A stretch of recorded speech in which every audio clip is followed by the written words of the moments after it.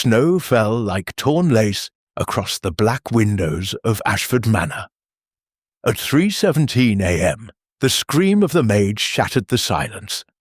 Sir Geoffrey Ashford lay on his back in the moonlit garden, lips blue, eyes wide, a smile carved in frost upon his face. Yet the library behind him, visible through the open French window, blazed with firelight, untouched snow upon the sill, and not a single footprint leading to the body but his own. The clock inside had stopped at midnight. Someone had murdered time itself. Chapter 1. The Impossible Corpse. The Bentley's headlamps carved twin tunnels through the swirling dark as Hercule Poirot arrived at Ashford Manor. It was the 21st of December, 1935, and the English countryside lay buried beneath a shroud of snow so deep that even the hedgerows had surrendered their shape. The temperature, according to the chauffeur's thermometer, stood at 12 degrees below freezing. Poirot, muffled in astrakhan collar and galoshes, stepped down with the delicacy of a man who regarded winter as a personal affront. Inspector Japp awaited him on the portico, his bowler dusted white, his nose crimson. "About time, Poirot. Thought you'd never drag yourself from London's fogs." "Fog is honest, mon ami. Snow hides everything." Japp led him through the oak doors into a hall where ancestral portraits glared down beneath frost-rimed frames. The air carried the scent of beeswax, damp wool, and something sharper. Fear. Servants clustered like frightened sheep. A housemaid sobbed into her apron. "Show me the body," Poirot said. They crossed the checkered marble to the library. The door stood ajar. Inside, the scene was a tableau of contradictions. A log fire roared in the Adam grate, casting golden light across Persian rugs and leather-bound volumes. The French window, tall, elegant, framed in mahogany, gaped open to the night, yet the snow on its inner sill lay in a perfect, undisturbed line, as though no breath of wind had ever stirred it. Beyond in the garden, Sir Geoffrey Ashford lay supine upon the snow, arms flung wide, his dressing gown frozen into stiff sculptural folds. His face, Poirot noted immediately, was turned toward the house, eyes fixed upon the library window in a stare of mild surprise. The lips were parted in a smile so rigid it might have been chiselled by the frost itself. Japp cleared his throat. Found at 3:17 a.m. by the maid, Elsie Grayson. She'd come down for bicarbonate. "Indigestion," she says. Saw him from the morning-room window. Screamed the house down. Poirot knelt, heedless of the snow soaking his trousers. He touched the dead man's cheek. Ice cold, yet not the brittle cold of prolonged exposure. The skin retained a faint elasticity. Curious. Time of death. Local sawbones says between midnight and 2. Rigour just setting in. But look here. Japp gestured to the snow between library and corpse. Only one set of prints. His. Deep at the heel, shallower at the toe. Dragging himself outward, you'd think. Yet the window latch was fastened from the inside when Elsie found it. She swears she unbolted it herself to look out. Poirot's eyes, bright as winter stars, swept the room. The library was a gentleman's sanctum. Globe, gun case, decanters on a rosewood tantalus. A wing chair faced the fire. Upon its seat lay an open copy of the Times folded to the racing results. A glass of port, half drunk, stood on the Pembroke table beside an inkstand and a fountain pen, uncapped. Most intriguing, 2 documents. The first, upon the blotter, was a will dated 14th of December, 1935. It bequeathed the entire Ashford estate, manor, investments, the Yorkshire colliery, to Mrs. Evelyn Ashford, sister-in-law of the deceased. The second, locked in the safe, now open, was dated 1928 and left everything to Mr. Reginald Ashford, nephew. Poirot lifted the new will with tweezers. The signature line was blank. Sir Geoffrey intended to sign tonight, Japp said. Mrs. Danvers, the housekeeper, Says he dismissed the household at 11, told them he had private business, locked himself in here, bolted the door. The only other key hangs in the butler's pantry. Unused, she claims. Poirot sniffed the air. Coal smoke, port, leather, and beneath a faint metallic tang. He moved to the modern gas heater installed beside the fireplace, a gleaming copper contrivance with a patent safety valve. Installed when? November. Sir Geoffrey hated drafts. Poirot examined the valve. A hairline crack. He produced a magnifying lens. Inside the thread, a smear of axle grease. Jap, the footprints. Measure them. Jap produced a tape. 11 inches. Sir Geoffrey's bedroom slippers, size 10, doesn't match. Précisément.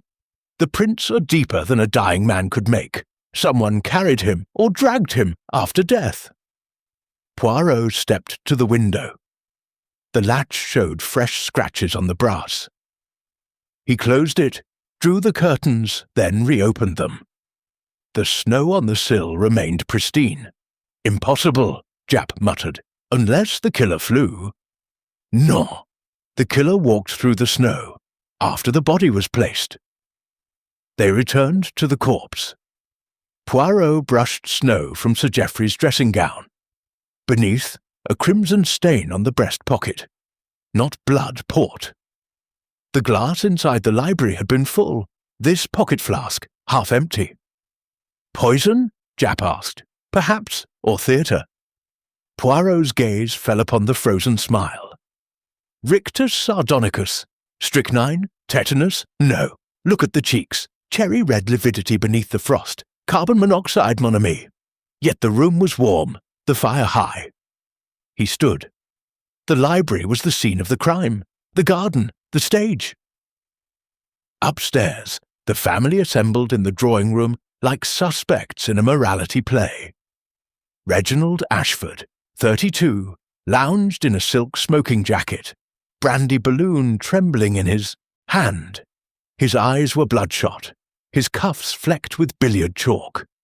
Mrs. Evelyn Ashford, 40, sat ramrod straight in black velvet, veil raised to reveal a face still beautiful despite grief or calculation. A diamond brooch glinted at her throat, Sir Geoffrey's last gift, rumour said.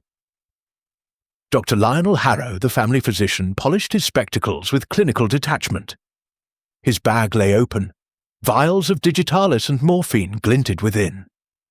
Miss Clara Vale, governess to Reginald's 6-year-old son, stood by the window, grey eyes fixed on the snow. Her hands twisted a handkerchief embroidered with the Ashford crest. Mrs. Danvers, the housekeeper, presided over the teapot like a high priestess of order. Poirot entered without ceremony. Mesdames, Messieurs, a man is dead in impossible circumstances. I require truth. Reginald laughed bitterly. Uncle Geoffrey was a tyrant. Cut me off last month. 40,000 in debts, you know. I was in the billiard room until 2. Ask anyone. Anyone was asleep, Evelyn said coldly. I retired at 11 after Geoffrey dismissed me. He wished to work alone. Dr. Harrow cleared his throat. Sir Geoffrey suffered angina. I prescribed digitalis. He refused to rest. I left at 10:30. Clara said nothing. Poirot's gaze lingered on her. Mademoiselle, you were seen on the back stairs at midnight. Why? Her knuckles whitened. Timothy had a nightmare. I fetched warm milk. From the kitchen, past the library. She nodded. Mrs. Danvers poured tea with steady hands. I locked the pantry at 11:15. The library key never left its hook. Poirot produced the broken icicle he had pocketed earlier, found melting near the body. Nature's dagger, non? Yet it holds no blood, a distraction. He moved to the mantel. The clock, an ormolu monstrosity, stood at 12. He lifted it. Beneath, a thin wire soldered to the chime hammer, trailing to a battery concealed in the wainscot. Someone wished us to believe death occurred at midnight, he murmured, but the body says 3. Evelyn gasped. Then the new will is irrelevant unless signed before midnight on the solstice. After, the old will stands. Reginald drained his glass. Meaning I inherit? Unless, Poirot said softly, Sir Geoffrey had a daughter. Clara swayed. In the nursery, 6-year-old Timothy Ashford played with tin soldiers beneath the watchful eye of a constable. Poirot knelt. Timothy, did you see Grandpapa last night? The boy nodded solemnly. He was in the library with the green fire. The tall man with glasses gave him magic powder. Poirot's moustaches twitched. Green fire. Timothy pointed to his crayon box. Like this. Emerald? Downstairs, Poirot confronted Dr. Harrow. Copper sulfate, Doctor. Thrown on the coals to signal what? Harrow's composure cracked. Preposterous. Poirot produced the heater valve, now wrapped in gauze. Your fingerprints inside the thread, replaced after the gas killed him, when the metal was still warm. Harrow lunged for the door. Japp intercepted, but Poirot's eyes were on the window. Outside, the snow had begun to fall again, erasing the world. One anomaly remains, he said. The footprints beneath the body, made before the snow began at 1 o'clock. Someone moved Sir Geoffrey twice. From the gallery above, a child's voice whispered, The lady in black carried him first. Chapter 2. The Heirs of Ice. The drawing-room fire crackled like a spiteful gossip, throwing long shadows across the Axminster carpet. Hercule Poirot stood at the mantel, a small, immaculate figure amid the chaos of suspicion. Outside, the snow had thickened into a white silence that swallowed sound. Inside, 5 people breathed the same air, yet occupied separate continents of dread. Inspector Japp closed the door with the finality of a coffin lid. Right. No one leaves this room until Poirot says otherwise. Poirot's gaze travelled over the assembly like a lighthouse beam. Mesdames, Messieurs, we begin with the impossible. Sir Geoffrey Ashford, dead in the snow, yet murdered in a warm room. The garden was the theatre, the library the stage, the clock the false witness. Now, we examine the actors. He began with the will. The 1928 document, yellowed, formal, witnessed by the family solicitor, left the estate in strict entail to Reginald Ashford, my nephew and heir male. The new will, dated 9 days ago, was a thunderbolt. Everything to Evelyn Ashford, in grateful acknowledgement of her devotion. The signature line remained blank, the ink still tacky beneath Poirot's fingertip. Curious, he murmured. Iron gall ink dries within minutes, yet this is wet at 9 o'clock in the morning. Therefore, forged after death, Reginald burst out, brandy sloshing. Uncle never intended to sign it. Evelyn's veil trembled. He changed his mind. He told me so. When, madame? Last week, in the rose garden. He said blood was thicker than scandal. Scandal?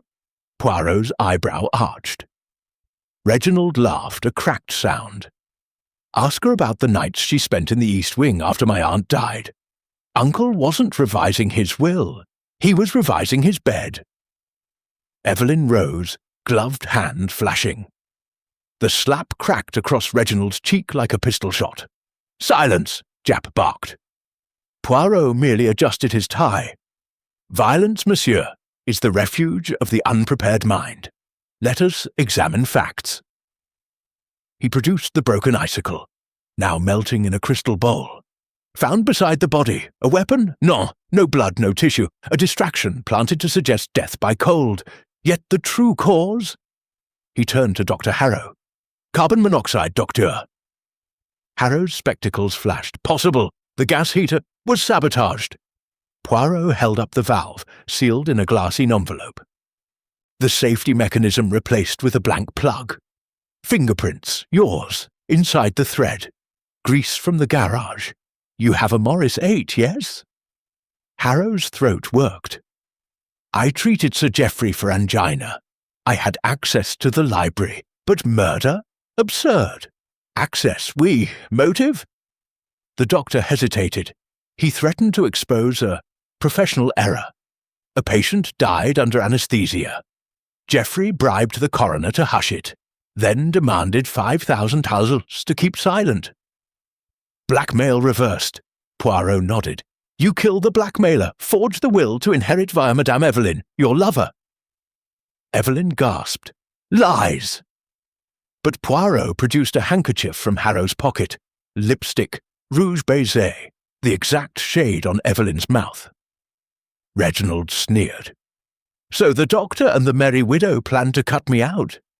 I was in the billiard room until 2. Ask Clara. All eyes turned to the governess. Clara Vale stood by the window, snowlight silvering her profile. She was 25, slight, with the stillness of a deer that has heard the hunter. Mademoiselle, Poirot prompted. I was with Timothy until 11:30. Then I went to the kitchen for milk. I passed the library door at midnight. It was locked. Yet you burned papers in the nursery grate at 2 o'clock. Her grey eyes flickered. Letters? Private? Poirot stepped closer. From your mother, perhaps? A woman Sir Geoffrey loved and abandoned? Clara's composure shattered like thin ice. She was his mistress in 09. He promised marriage, then paid her to vanish. I was born in a Chelsea lodging house. He sent $50 a year until I was 16. Then nothing. Reginald whistled. So the governess is uncle's bastard. That changes the will, doesn't it? Only if acknowledged, Poirot said, and the new will erases Mademoiselle Clara entirely. Mrs. Danvers, who had been silent as a clock, spoke. I saw Dr. Harrow in the library at 2 a.m. He said he was checking the fire. Harrow rounded on her. You lying old crone. Language, Japp warned. Poirot raised a hand. Madame Danvers, you keep the keys? Always. She produced a ring heavy with iron. The library duplicate never left the pantry. Poirot took it, weighed it. Yet the lock shows fresh scratches. Someone used a wax impression. He moved to the fireplace. The clock, still stopped at 12, ticked once, startling everyone. Poirot lifted it. The hidden battery was warm. A signal, he said. The chime at midnight told the killer the victim was unconscious. The nursery was a world of shadows and tin soldiers. Timothy Ashford sat cross-legged on the rug, arranging his troops. Timothy, Poirot said gently, tell me about the green fire. The boy looked up, eyes round. Grandpapa was sleeping in his chair. The tall man with glasses put sparkly green powder on the logs. It made whoosh flames like Christmas. Copper? Sulphate, Poirot murmured to Japp. Available in the gardener's shed. A signal, visible from the terrace. Downstairs, Poirot reconstructed the timeline on the billiard table, using cues as pointers. 11:40, port poured, Mrs. Danvers witnesses. 11:45, chloral hydrate added, knockout drops from Dr. Harrow's bag. 11:55, Sir Geoffrey, drowsy, led to library. Door bolted from within, by the victim himself, believing he signs the new will. 12 glass, clock stopped. Gas valve opened. Killer exits via... He moved to the bookcase. The History of the Ashford Colliery, volume the 3, swung outward on silent hinges. A narrow passage led to the old priest's hole. The secret panel, installed during the Civil War. Dr. Harrow knew it from childhood visits. Harrow's face was grey.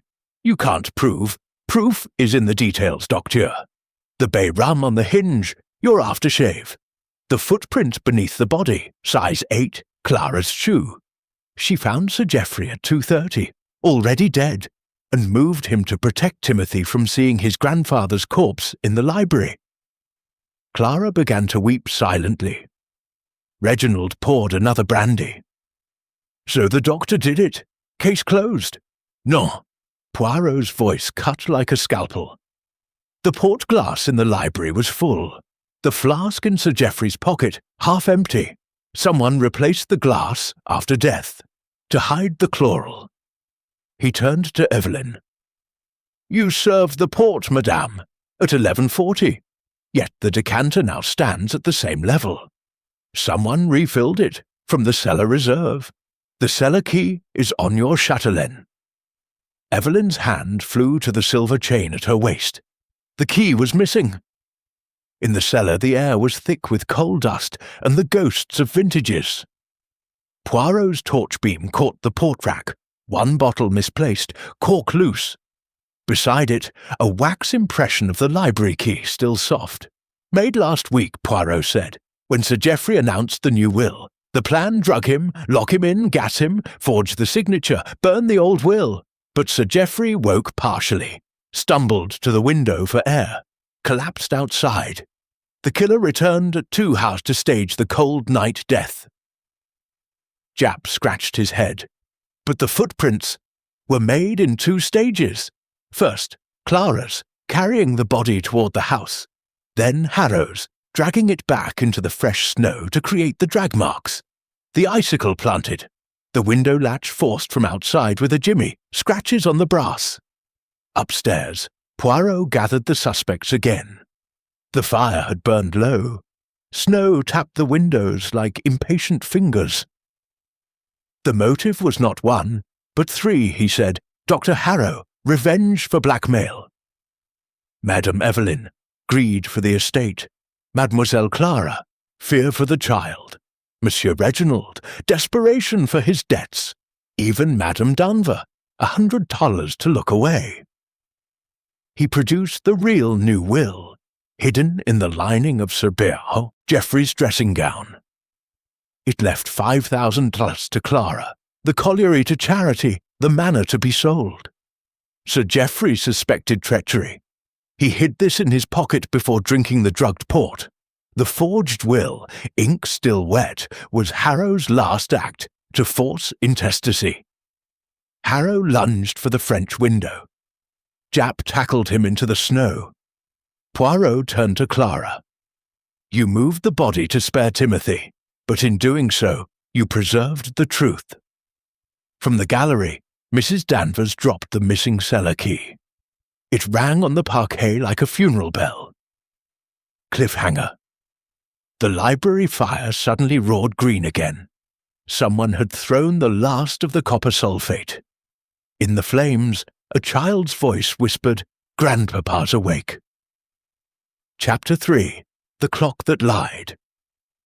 The ormolu clock on the library mantel had become the still-beating heart of the mystery. It stood at 12, hands frozen like a photograph. Yet, at 9:47 a.m., it had chimed once, a single metallic cough that ricocheted through the house and lodged in every spine. Hercule Poirot lifted the clock from its bracket with the reverence of a priest handling a reliquary. It was heavier than it looked. Beneath the gilt base, a cavity had been hollowed. Inside, a dry cell battery, 2 wires, and a crude solenoid soldered to the chime hammer. "Behold," he said, holding it to the light, "a clock that lied not only about the hour, but about the very moment of death." Inspector Japp scratched his chin. So the killer set it to chime at midnight. Some sort of signal. Précisément. The chime told the murderer that Sir Geoffrey was unconscious. The stopped hands told us that death occurred at the stroke of 12. But the body, cherry-red lividity beneath the frost, rigour just beginning, speaks of 2:45 a.m. at the earliest. Poirot set the clock on the Pembroke table beside the 2 wills. The forged document, ink still glistening, lay like a guilty secret. The real will, retrieved from Sir Geoffrey's dressing gown lining, was folded small, the paper soft from body heat. Sir Geoffrey suspected poison, Poirot continued. He hid this before drinking the port. The forged will was to be signed post-mortem. A corpse's hand guided across the page. but the plan miscarried. He turned to the French window. Snow had begun to fall again, fat, silent flakes that erased the world. The footprints, those crucial, impossible footprints, were already softening at the edges. Jap, the snowfall record. The inspector produced a notebook. Local constable logged first flakes at 1:03 a.m., light until 1:30, then heavy. By 3:17, when the maid screamed, 6 inches had fallen. Poirot knelt in the garden, brushing snow from the corpse's outline. Beneath the top layer, a second set of prints, compressed into the older icy crust. Size 8, Clara Vales. She moved him first, Poirot murmured, found him at 2:30, already dead, and carried him towards the Echte house, away from the child's window. Then Dr. Harrow returned, dragged the body back into the fresh snow to create the drag marks. The icicle, the open window, the frozen smile, all theatre. In the nursery, Timothy Ashford had progressed from tin soldiers to paper boats. He floated one in a wash basin, watching it spin. "Timothy," Poirot said softly, "when did you see the green fire?" The boy looked up. "After Nanny Clara went for milk, I crept to the stairs. The library door was open a crack. Grandpapa was asleep in his chair. The tall man put green sugar on the logs. It went whoosh, like dragon breath." "Dragon breath," Poirot repeated. "Copper sulphate. Visible from the terrace, the corridor, the priest's hole. A signal that the gas was doing its work." He crouched. "Did Grandpapa wake?"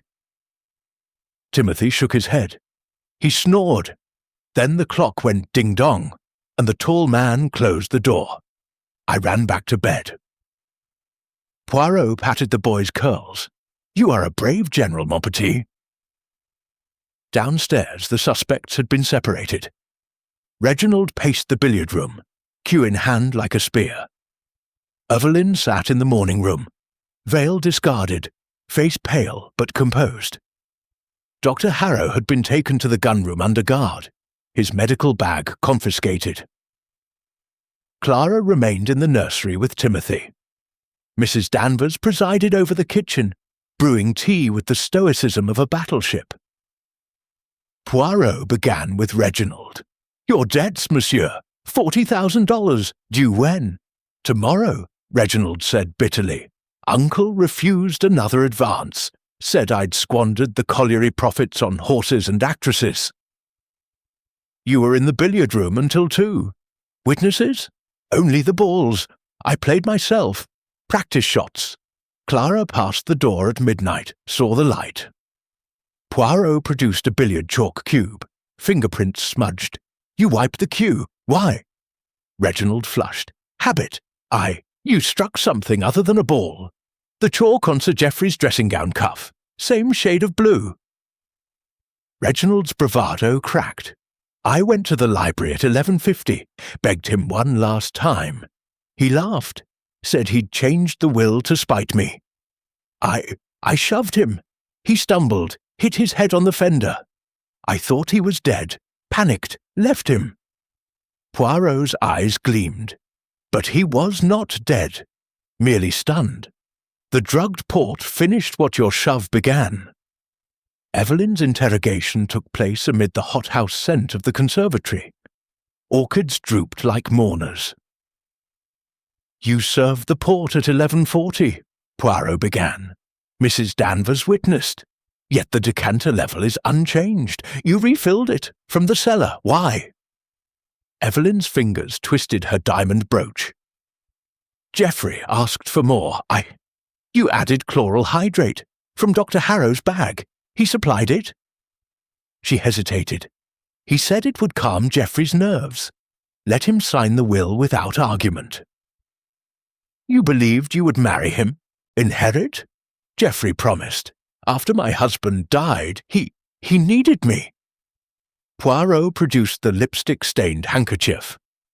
"You were in the priest's hole at 1:45, watching through the spy hole. You saw Reginald strike him. You did nothing." Evelyn's voice broke. I thought it was over. Then Harrow arrived. Said we could still have the estate if Geoffrey died before midnight. He turned on the gas. I let him. Dr. Harrow sat in the gun room, wrists cuffed to a chair. His spectacles lay on the table like surrendered weapons. You studied chemistry at Heidelberg, Poirot said. Carbon monoxide, colourless, odourless, a closed room, a sabotaged valve, elegant. Harrow's lip curled. Elegant? Geoffrey destroyed me. That patient, my fault, yes, but he bribed the coroner, then bled me for years. $5,000 or exposure. I had nothing left. You forged the will, Evelyn witnessed. She thought it real. I added the chloral to be sure. The green flame, my signal from the terrace. I entered via the priest's hole, opened the valve, stopped the clock, exited the same way. But Sir Geoffrey woke, stumbled to the window. You returned at 2 cow to find him outside, still breathing. Harrow nodded. I dragged him into the snow. Finished it with a cushion from the library, staged the footprints. Clara complicated things, moving the body back. I had to restage. Poirot held up the heater valve. Your fingerprints inside the thread, only possible if replaced when hot. You used Mrs. Danvers's glove. Harrow laughed, a dry, cracked sound. She took $100 to keep silent. Everyone had a price. Clara Vale sat in the nursery window seat. Timothy, asleep against her shoulder. You found him at 2:30, Poirot said. Already dead? She nodded. The window was open. Cold air revived me. I'd smelled gas earlier, thought it was the fire. I carried him toward the house so Timothy wouldn't see. Then I heard footsteps, Dr. Harrow. I hid in the pantry. You burned your mother's letters. They proved I was Geoffrey's daughter. If the new will stood, I'd lose even that. But murder, her voice trembled. I wanted justice, not blood. Poirot placed the real will in her hands. He acknowledged you, $5,000 and your name. He hid this before the port. Clara wept, silent, wrenching sobs that shook the child in her arms. Mrs. Danvers was last. The kitchen was warm with the scent of scones and suspicion. You saw Dr. Harrow at 2 a.m., Poirot said, yet you took $100 to forget. The housekeeper's hand stilled on the teapot. I've served this family 40 years. Sir Geoffrey cut my pension last Michaelmas. Dr. Harrow offered security. I looked away. You replaced the valve after death, using your glove, the torn one found in the snow. She nodded. He said it would hide the gas. I thought it was merciful. Poirot's voice softened. Mercy is not yours to give, madam. He turned to the assembly, now gathered under guard. The clock lied, the footprints lied, the wills lied, but the little grey cells. Poirot tapped his temple. They do not. From the mantel, the clock chimed again. 12 slow strokes, though it was 10:30 a.m. Chapter 4. The Poisoned Digitalis. The library had become a court of inquisition. The fire had sunk to sullen embers. Snow hissed against the panes like 1,000 conspirators. On the billiard table lay the evidence in neat rows. The sabotaged gas valve, the forged will, the real will, the broken icicle, the torn glove, the copper sulfate tin, the battery, the lipstick handkerchief, the blue billiard chalk, the cellar key, the wax impression, and, centre stage, a small brown bottle labelled Digitalis Tincture. Hercule Poirot stood at the head of the table, a diminutive judge in patent leather shoes. Around him, the suspects formed a frozen tableau. Reginald slouched in the wing chair, brandy forgotten. Evelyn upright on the chaise, hands clenched. Dr. Harrow cuffed to the gun cabinet, spectacles fogged. Clara in the doorway, Timothy's hand in hers. Mrs. Danvers by the hearth, poker in nerveless fingers. Inspector Japp leaned against the bookcase, notebook open, pencil poised. Poirot lifted the digitalis bottle. It rattled, half full. "Digitalis," he began, "the foxglove's gift to medicine. In proper dose, it steadies the heart. In excess, it stops it." This bottle, prescribed by Dr. Harrow for Sir Geoffrey's angina, was found in the nursery medicine chest. Yet the autopsy, telephoned from London an hour ago, shows no trace of digitalis in the blood. He set the bottle down with a click. "Curious? A poison prepared but not administered. Why?" Dr. Harrow's laugh was a dry husk. "Because I'm innocent. I gave him tablets, never tincture." Poirot produced a second bottle. Identical label, but the glass was smeared with axle grease. "This was found in your Morris 8, Doctor. The tablets inside, analysed by the yard. Concentrated tincture, lethal in 3 drops. You plan to swap them after death, make it look like an accidental overdose." Harrow lunged against the cuffs. "Lies! No, the nursery bottle, Timothy's sweet blue medicine, was swapped before the murder. The child saw you do it." Timothy, peeping from behind Clara, nodded solemnly. The tall man said Grandpapa needed stronger sweets. Poirot turned to the forged will. "The ink, iron gall, dries in minutes, yet wet at 9 a.m., therefore forged this morning. But the paper," he held it to the lamp, "watermark 1935 stock, bought in York last week. By whom?" Mrs. Danvers stirred. "I purchased stationery for the household. Dr. Harrow asked for extra sheets. Said he needed to copy medical notes." Harrow's face was slick with sweat. Poirot silenced him with a glance. "The suicide note, found in the desk drawer. Forgive me, the pain is too much. Handwriting expert confirms forgery. But the paper is from the same batch. You wrote it as insurance. If gas failed, overdose. If overdose failed, suicide." Reginald found his voice. "So the doctor planned everything. I only shoved Uncle, didn't kill him." Poirot's eyes pinned him. "You struck him at 11:50. The fender has a dent. Your signet ring matches. Sir Geoffrey was stunned, not dead. The drugged port finished him. But you returned at 1:15. Why?" Reginald paled. "I heard the clock chime. Thought he was alive. Went to apologize. Found the library empty, window open, saw the body in the snow, panicked again. You wiped the fender with your handkerchief, monogrammed R.A., then hid it in the billiard room cushion. Jap found it an hour ago." Reginald slumped. "I thought I'd killed him. When I saw the gas smell, I realized someone else finished it." Evelyn's turn came in the conservatory, orchids wilting in the cold. "You served the port at 11:40, Poirot said. "Mrs. Danvers saw you add something from a vial. Chloral hydrate." Evelyn's diamond brooch rose and fell. "Lionel, Dr. Harrow, said it would calm Geoffrey. Let him sign without argument. I didn't know it was murder."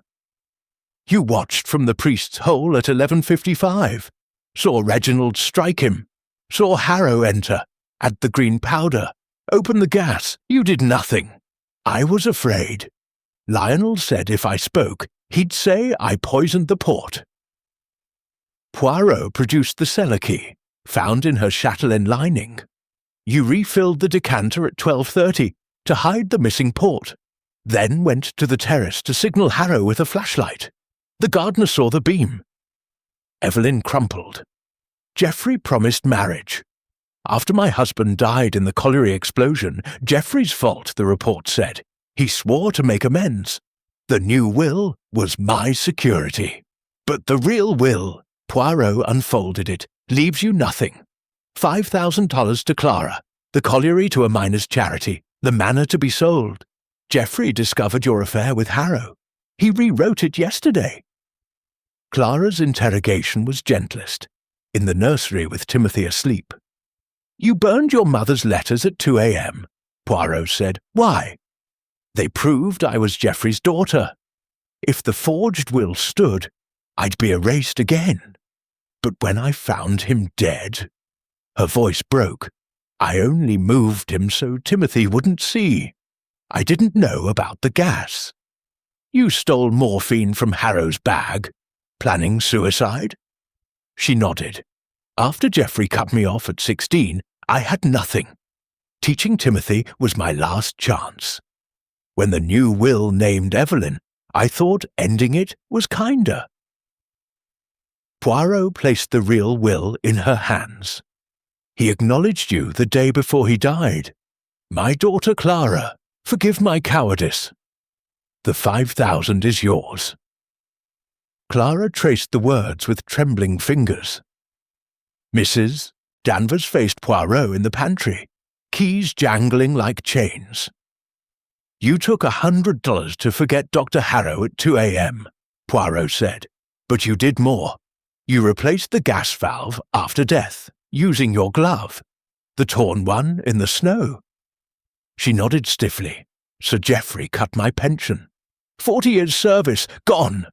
Dr. Harrow promised a cottage in the village. I thought the gas was humane. You saw Clara move the body at 2:30. Said nothing. I thought she killed him. Protected the child." Poirot's voice softened. "Loyalty, madame, is not blindness." Chapter 5. The Green Flame. The library fire had shrunk to a single coal, glowing like a dragon's eye. Snow sealed the windows in white silence. The only sound was the tick of the rewound ormolu clock, now set to the correct hour, 11:07 a.m., and the ragged breathing of the accused. Hercule Poirot stood before the hearth, the charred colliery ledger in one hand, a tin of copper sulphate in the other. The green crystals glittered like poison. "Mesdames, Monsieur," he began, "we have followed the footprints in the snow, the lies in the ink, the poison in the port. But the final clue burns before us, the green flame. A signal, yes, but also a confession." He tossed a pinch of crystals onto the coal. The flame roared emerald, casting ghoulish light across every face. Copper sulphate, purchased from Harrogate chemists on 12th of December by Dr. Lionel Harrow, receipt in his wallet. Used to signal from the library to the terrace, but also, Poirot opened the ledger, to hide a greater crime. The entry, half consumed by fire, was still legible. Shaft 3. Mercury seepage confirmed 3 Nove Dr. L. Harrow advised silence for 5% shares. Men dying, must close mine. Poirot closed the book. Sir Geoffrey discovered the cover-up. The 1932 explosion, officially a gas pocket, was mercury vapour. 12 miners dead. Dr. Harrow, the company physician, falsified reports. Sir Geoffrey, racked by guilt, planned to reopen the inquiry. Exposure would ruin Harrow. Prison, disgrace, the end of his affair with Madame Evelyn. Harrow's cuffs rattled. Lies! Geoffrey was senile. Imagined the seepage. Poirot produced a glass vial from his waistcoat, clear liquid, sealed with wax. Mercury residue, scraped from shaft 3 lining last week by Sir Geoffrey's secretary. Sent to London for analysis. Result, lethal levels. You knew, Doctor. You silenced him. Reginald Ashford, unshackled but under guard, laughed bitterly. So Uncle wasn't just cutting me off. He was cutting everyone off. The colliery to charity, the manor sold. What about my debts? Poirot turned. Your debts, monsieur, were the catalyst. Sir Geoffrey discovered your IOUs, 40,000 to a London syndicate. He confronted you on 18th of December. You begged. He refused. You struck him tonight. Not to kill, but to coerce. The fender dent, the blue chalk on his cuff, your handkerchief in the weird cushion, all prove it. Reginald's bravado collapsed. I only wanted him to sign the old will again. When he fell, I thought, I ran. Evelyn Ashford sat in the wing chair, veil discarded, face stripped of powder and pretense. You believed the forged will was real, Poirot said. Dr. Harrow convinced you Sir Geoffrey would sign at midnight. You served the port, chloral hydrate from his vial. You watched from the priest's hole as Reginald struck him, as Harrow turned on the gas. You signalled from the terrace at 1:45 with the flashlight. Gardner's testimony. Why? Evelyn's voice was a thread. Lionel said if Geoffrey died before midnight, the new will stood. I'd be secure. After my husband died in the explosion, Geoffrey's fault. I had nothing. He promised marriage, then rewrote the will to spite me. Lionel said we could still have it all. Poirot produced the flashlight, found in her dressing-table drawer, lens smeared with green paint from the terrace signal. You returned at 2:15, he continued, saw Clara moving the body. You hid in the pantry, then helped Harrow restage the scene. You planted the icicle.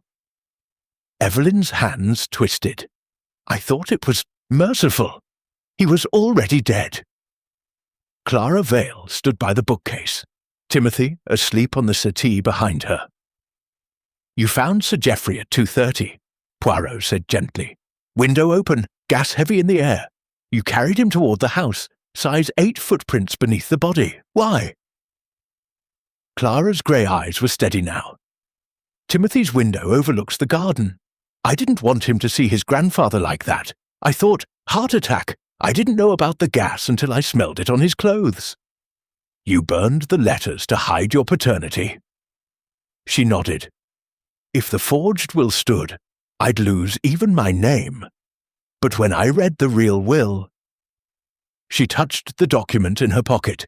He acknowledged me. $5,000. It's more than I ever had. Poirot smiled faintly. You stole the morphine to end your shame, but you chose life for Timothy. Mrs. Danvers entered with a tray, tea untouched.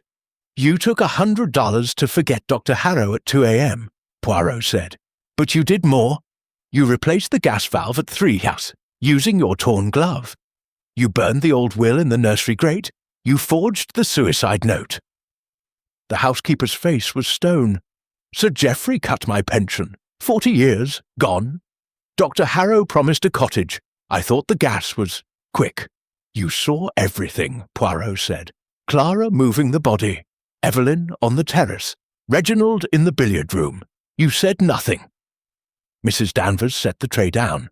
Loyalty, sir. Misplaced, perhaps. Poirot gathered the evidence like a conjurer, revealing cards. The timeline, final and complete. He lifted the copper sulfate tin. The green flame was Harrow's signature. Visible from the terrace, the priest's hole, the nursery, a beacon of guilt. Dr. Harrow was last. His spectacles lay on the table. His eyes were naked, defeated. You planned it for weeks, Poirot said. The digitalis swap, insurance, the forged will, greed, the gas, silence. But Sir Geoffrey's last act was to send the mercury sample to London.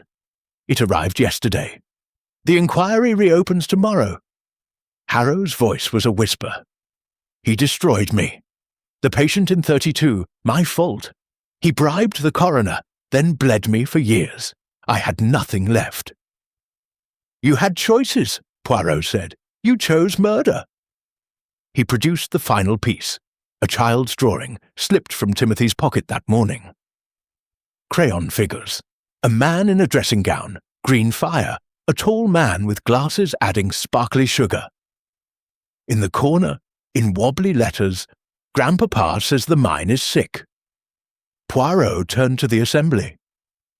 The green flame illuminated more than a signal. It exposed a conspiracy of silence. Mercury in the lungs of 12 dead miners, covered for shares. Sir Geoffrey's redemption was to close the colliery. Your conspiracy was to keep it open. Harrow lunged for the French window. Japp tackled him into the snow. Poirot stood over him. The cold night did not kill Sir Geoffrey. Greed did. And the little grey cells, they burned brighter than any green flame. From the dying fire, a final tongue of emerald flared, then died. Chapter 6. The sleeping draught. The telephone receiver still dangled, its bell silent at last. London's message hung in the air like frost. Second ledger in shaft 3. Sir Geoffrey's final insurance. Hercule Poirot replaced the earpiece with deliberate calm. "Jap," he said, "the mine! We go now." Outside, the snow had paused, leaving the world muffled and luminous. The Bentley's chains bit into the lane as they descended the hill toward the Ashford colliery, a black skeleton against the white moor. The night watchman, bleary with cold, led them to shaft 3. The cage rattled downward into darkness that smelled of coal, damp, and something metallic, mercury. At the 400-foot level, a niche had been hacked into the wall. Inside, an oilskin packet. Poirot opened it beneath the lamp. Ledger 2, entries in Sir Geoffrey's hand, 3 Nov. Harrow confirms seepage, offers silence for 5% shares. Refused. 15 Dec. Will rewritten. If I die before solstice, trust Poirot. Mine closes. 20 Deep. Chloral import. Harrow's vial. Trap set. Pinned to the last page, a single blue billiard chalk. Reginald's. Poirot's eyes gleamed. Sir Geoffrey staged his own murder. He knew. Back at the manor, the suspects were reassembled in the library. The fire was dead. Only the gas heater hissed, now sealed by Jap. Poirot laid the ledger on the table. Sir Geoffrey discovered the Mercury plot weeks ago. He confronted Dr. Harrow, offered silence for confession. Harrow refused, so Geoffrey laid a trap. He lifted the port decanter. Chloral hydrate, yes, but self-administered. He poured it at 11:40, left the vial in plain sight for Evelyn to find. He wanted witnesses to the drugging. Reginald frowned. He let me shove him. No, that was unplanned. But when you stunned him, he played dead, knowing Harrow would seize the chance. He stopped the clock himself at 11:55, hid in the priest's hole, and watched. Clara gasped. He was alive when I moved him. Alive and feigning, the cherry-red skin, stage makeup, rouge from the theatrical box in the attic. The Richter smile. A rubber wedge between the teeth, removed after death. Evelyn's hand flew to her throat. The port flask in his pocket contained water. He swapped glasses when Harrow locked the door. The gas! He opened the valve himself at 12:10, then exited via the terrace, footprints erased by snowfall. He collapsed in the snow to simulate death, wedge in place, rouge applied. Waited for Harrow's return. Harrow laughed. High, cracked. Impossible! I smothered him. Poirot produced the cushion. Goose down. No saliva, no fibres in the lungs. You smothered a corpse. He turned to the French window. Sir Geoffrey rose at 2:45, removed the wedge, wiped the rouge, and walked to the colliery, footprints lost in the storm. He hid the ledger, then returned at 3:15 via the kitchen door. The maid saw a ghost. Him, in dressing gown, face pale from cold. He collapsed in the pantry, truly dead from exposure and chloral residue. Heart failure. Mrs. Danvers whispered, I found him at 3:30. Thought he'd wandered. Carried him to the garden to discover him properly. Poirot nodded. You completed the illusion, the perfect locked-room murder, orchestrated by the victim to expose his killers. Harrow lunged again. He tricked us all. Poirot's voice cut like ice. He tricked you. The digitalis, never swapped. Placebo. The forged will. Geoffrey's handwriting. He wrote it, unsigned, to bait you. The suicide note? His own draft, rejected. He turned to Clara. Your father died to give you a future. The 5,000. The acknowledgement, real. To Reginald. Your shove began it, but you are guilty only of assault. To Evelyn. Conspiracy after the fact. To Mrs. Danvers. Tampering with a corpse. To Harrow. Attempted murder of a man already dying by choice, but the Mercury cover-up, that is yours. The colliery closed at dawn. The ledger went to the Crown. Poirot stood in the snow as the cage rose from shaft 3, ledger in hand. Sir Geoffrey did not die from cold, or gas, or poison. He died from justice. Cliffhanger. From the empty mine, a child's voice echoed up the shaft. Grandpapa says thank you. Chapter 7. The Vanishing Will. The library safe gaped like an empty mouth. The 1928 will, yellowed ironclad witnessed by the family solicitor, was gone. Only the forged 1935 will remained on the desk, unsigned, its wet ink now dry and accusing. Hercule, Poirot closed the safe door with a soft click. The old will vanishes. The new is invalid. Intestacy looms. Who benefits? Reginald Ashford, wrists cuffed to the chair, laughed. A cracked, hollow sound. Me, next male heir. Debts paid, unless Clara's paternity holds. Clara Vale stood by the window, Timothy's hand in hers, the real will, Geoffrey's final hidden testament, folded in her pocket. He acknowledged me. $5,000, the colliery to charity, the manor sold. Poirot's gaze swept the room.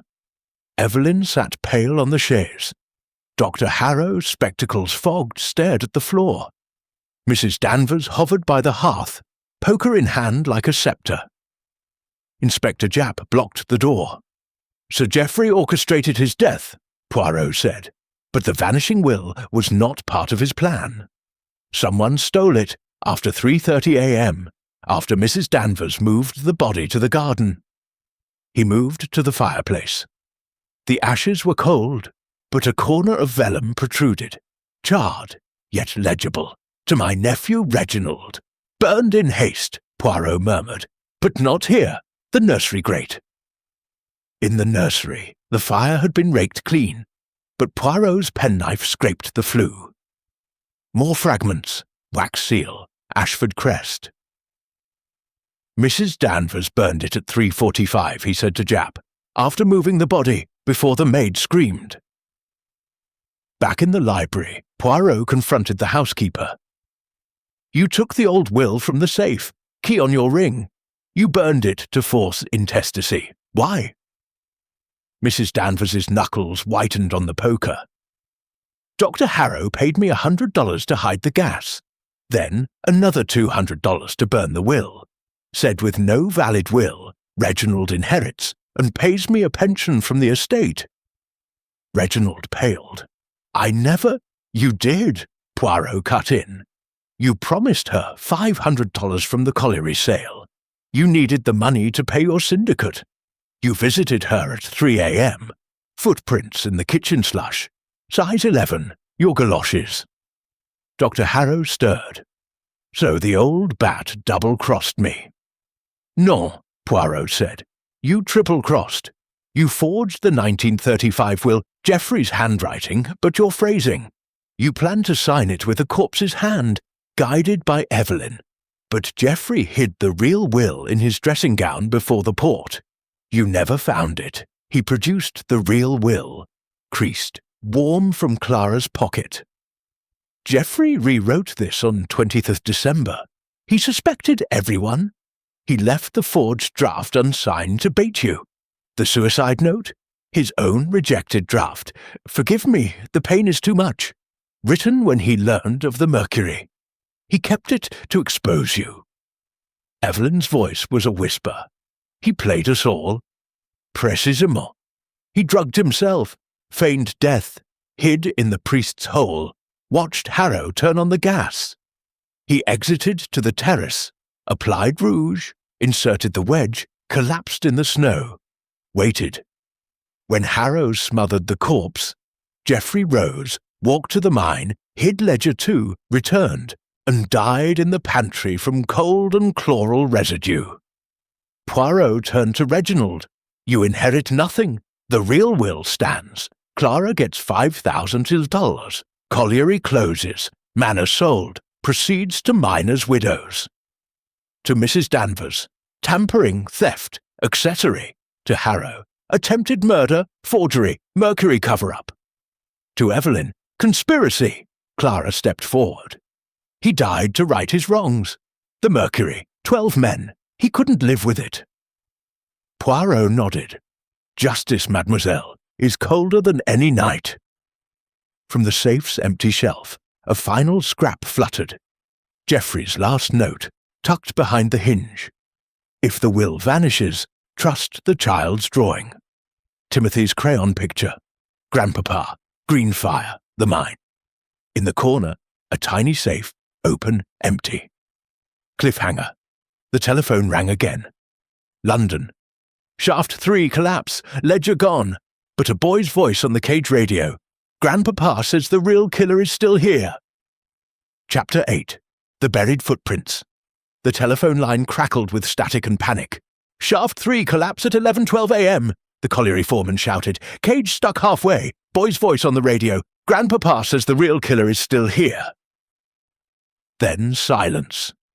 Hercule Poirot's eyes narrowed to pinpricks. "Timothy." The Bentley roared down the snow-choked lane, chains clanking.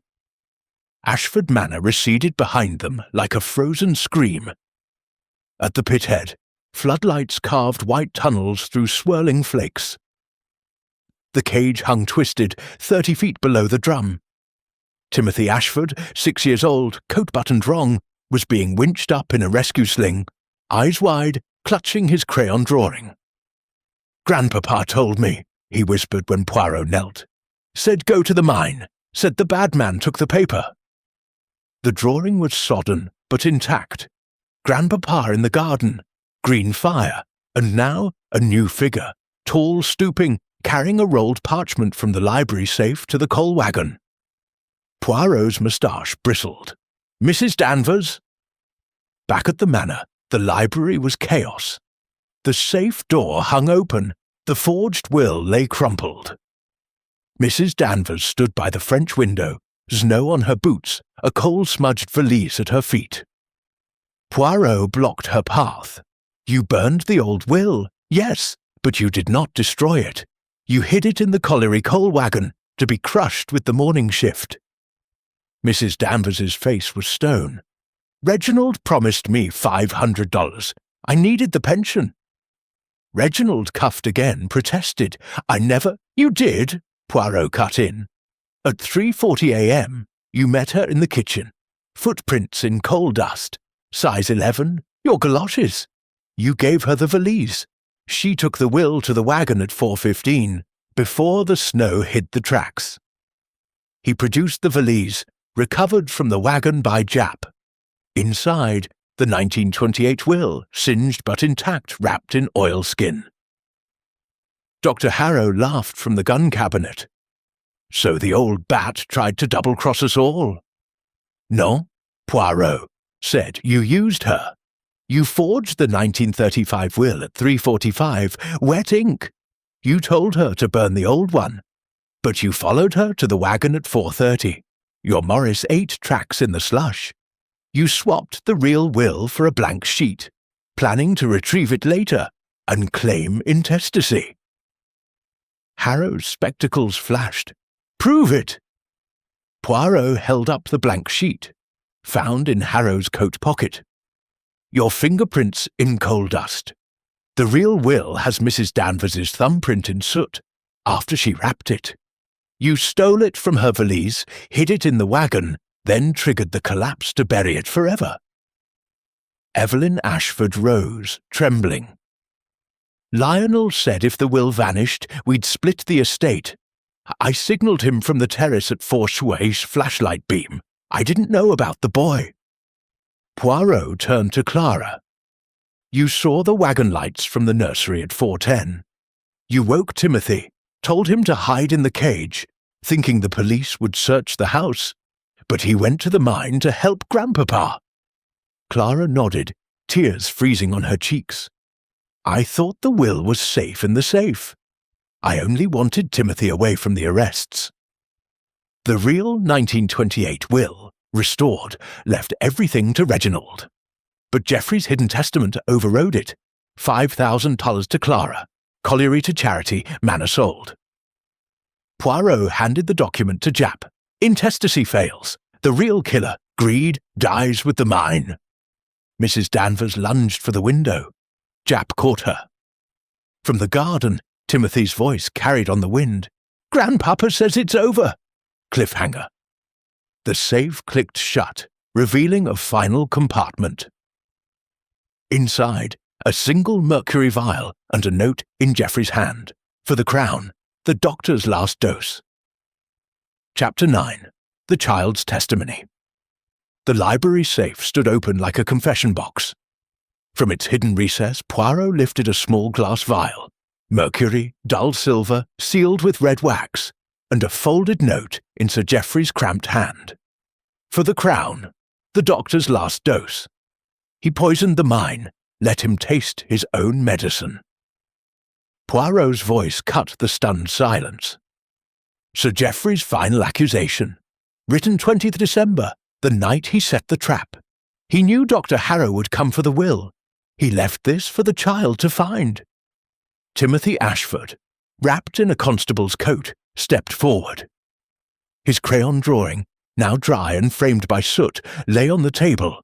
Grandpapa in the snow, green fire, the tall doctor pouring sparkly water into a black hole. In the corner, a tiny safe with the vial. "Grandpapa told me in a dream," Timothy said. "Said the bad man put poison in the mine water. Said keep the bottle safe till Monsieur Poirot came." Dr. Lionel Harrow's face was ash. The boy's lying. Geoffrey was delirious. Poirot uncorked the vial. The mercury rolled like liquid moonlight. "Delirious! This matches the Shaft 3 sample. Exact isotopic signature. You dumped 50 gallons in 32 to hide faulty linings. 12 miners died of lung fever. You falsified the autopsies." He turned to the ledger, recovered from the coal wagon, singed but legible. Entries in Harrow's neat script. 5% shares for silence. Mercury neutralized with lime. False. Sir Geoffrey discovered the deception last month. Poirot continued. He confronted you. You offered the forged will as a bribe. Evelyn's inheritance to keep the mine open. When he refused, you planned murder. Evelyn Ashford's diamond brooch glinted as she rose. Lionel said Geoffrey would sign at midnight. I served the port. Chloral, yes, but I thought it was to calm him. I watched from the priest's hole. Saw Reginald strike him. Saw you turn on the gas. I signalled from the terrace at 4 House to warn you the boy was awake. Poirot produced the flashlight. Lens cracked. Battery dead. You followed Mrs. Danvers to the coal wagon at 4:20. You saw her hide the will. You said nothing. Evelyn's voice broke. I wanted security. After my husband died in the explosion, Geoffrey's fault, I had nothing. Lionel promised marriage, half the estate. I didn't know about the mercury. Reginald Ashford, cuffs removed, rubbed his wrists. I only wanted my inheritance. Uncle cut me off for the gambling. I shoved him at 11:50, thought I'd killed him. When I saw the gas, I realized someone else finished it. I promised Mrs. Danvers $500 to burn the will. Intestacy would save me. Poirot nodded. You met her in the kitchen at 3:40. Footprints in coal dust. You gave her the valise. She hid the will in the wagon. Harrow followed, swapped it for a blank, triggered the collapse. Mrs. Danvers stood by the hearth, poker cold in her hand. 40 years I served. Sir Geoffrey cut my pension for a cracked teapot. Dr. Harrow offered a cottage. I burned the will, thought it was justice. Poirot's voice softened. Justice is not vengeance, madame. Clara Vale held Timothy close. Father knew everything. He rewrote the will on 20th December. 5,000 to me, the colliery to the miners' widows, the manor sold. He hid it in his dressing gown, left the vial for Timothy. He died to expose the poison. Poirot placed the real will on the table. Geoffrey orchestrated the perfect illusion. He drugged himself, feigned death, watched from the priest's hole, collapsed in the snow, walked to the mine, hid the ledger, returned, and died in the pantry from cold and chloral residue. Mrs. Danvers moved him to the garden to discover him. The child's testimony completes the circle. Poirot turned to Harrow. "You poisoned the mine! You poisoned the night! The child's testimony, pure, untainted, condemns you." Harrow lunged for the vial. Japp restrained him. The mercury vial went to the Crown. The colliery closed. The real will stood. Poirot knelt to Timothy. "Your grandfather rests now. The poison is gone." Cliffhanger. From the safe's false bottom, a final note fluttered. "If the child speaks, the doctor drinks." Chapter 10. The Little Grey Cells. The library was silent save for the wind rattling the French window and the soft tick of the ormolu clock, now rewound to 12:03 p.m., and telling the truth for the first time in 12 hours. Hercule Poirot stood at the centre of the room, the mercury vial sealed in evidence glass on the table beside the three wills. The charred 1928 original, the forged 1935 draft, and Sir Geoffrey's final testament, creased, blood-flecked at the corner where his dying fingers had clutched it in the pantry. "Mesdames, messieurs," Poirot began, voice low but resonant, "the little grey cells have spoken. The cold night did not kill Sir Geoffrey Ashford. He killed the night." He lifted the final note from the safe's false bottom. Geoffrey's last words, written in trembling ink the morning of 20th of December. "If the child speaks, the doctor drinks. If the will vanishes, the mine closes. If I die, trust Poirot." Poirot turned to Dr. Lionel Harrow, wrists cuffed, spectacles cracked. "You poisoned 12 miners with mercury in 32. You falsified reports for 5% shares. Sir Geoffrey discovered it on 3rd of November. He offered confession for silence. You refused. So he laid the perfect trap." Harrow spat. "He was a fool. The mine was profitable." "Profitable on graves," Poirot said. "Geoffrey rewrote his will that day. 5,000 to Clara, colliery to widows, manor sold. He hid it in his dressing gown. He left the forged draft unsigned to bait you. He drugged himself with chloral at 11:40, knowing Evelyn would serve it, knowing you would seize the chance. To Evelyn, you thought you were drugging him to sign. You watched from the priest's hole as Reginald struck him, stunned, not dead. You signalled Harrow at 4 repas from the terrace.